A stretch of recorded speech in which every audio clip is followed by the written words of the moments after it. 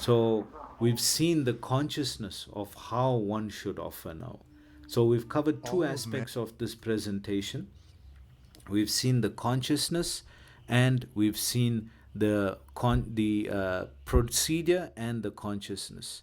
Now let's see if there's any scientific backing of this boga offering. I mean, science has advanced so much over the years, and Srila Prabhupada had even created a scientific wing to ISKCON called the Bhaktivedanta Institute.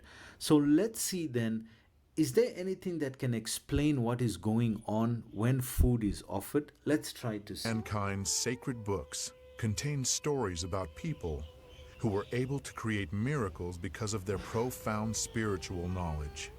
How this hidden effect works is not known. In all of the world's religions, Christianity, Islam, and Judaism, it is the practice to recite a prayer before taking food or to consecrate the food during major religious holidays. So all these religions are different: Islam, Judaism, Christianity, and even Vedic culture, Krishna consciousness.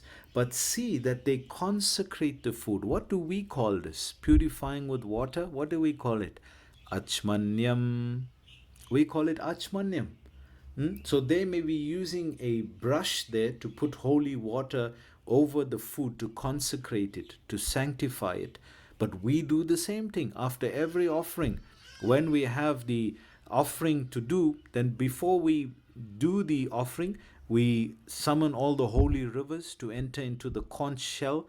Ganga cha Yamuna chaiva Godavari Saraswati Narmada Sindhu Kaveri Jalesmin Sanidin Kuru. So we invite all the holy rivers to come in, and then we use that water to sprinkle over the boga plates. So this is the same thing they're doing here. And note, these are all different religions.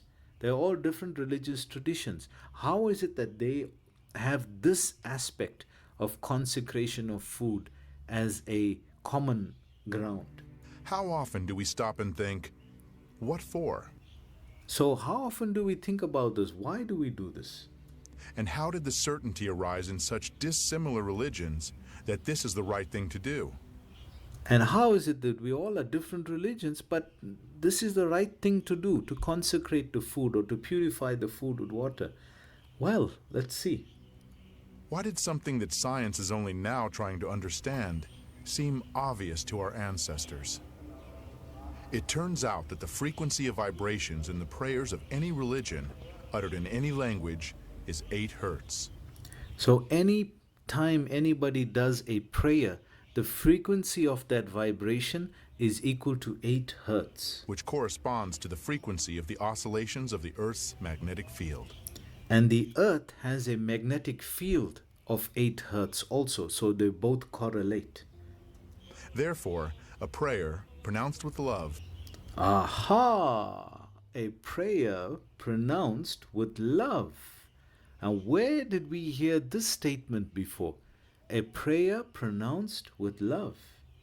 Yes, in Bhagavad Gita 9.26, Krishna mentions the same phenomena. What does he describe there?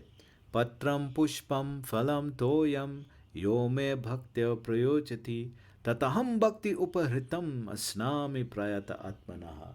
So it describes here, if one offers me with love and devotion a leaf, flower, fruit, or water, I will accept it. So love and devotion. And here's a scientist saying the same thing, that if this food is offered with love and devotion, something happens to it. So what happens to it? Let's see. Creates a harmonic structure in water. It creates a harmonic structure in water. So the foundation of the science is water. And you know, every food item has water. If food didn't have water, you won't need to wash your hands after you eat. So every food item has water.